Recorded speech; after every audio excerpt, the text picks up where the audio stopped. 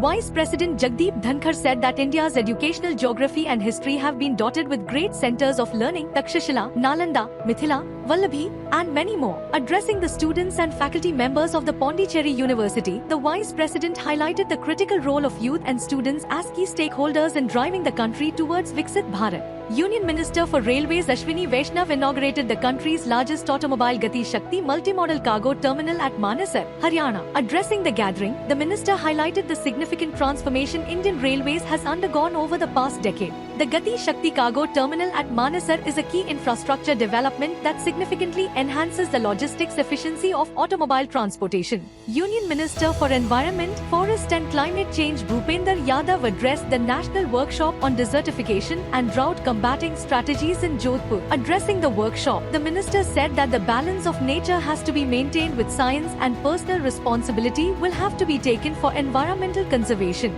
Minister of State for Women and Child Development Savitri Thakur said that Anganwadi centers are not just delivery points of nutrition but are becoming vibrant, modern centers of early childhood care and development. During her visit at Anganwadi Center in Madhya Pradesh, the minister highlighted the government's commitment of strengthening Anganwadi infrastructure, ensuring last-mile service delivery, and making India malnutrition-free. As part of the ongoing International Day of Yoga 2025 celebrations, Morarji Desai National Institute of Yoga, under the Ministry of Ayush, successfully organized the inaugural event of the global program, Yoga Bandhan.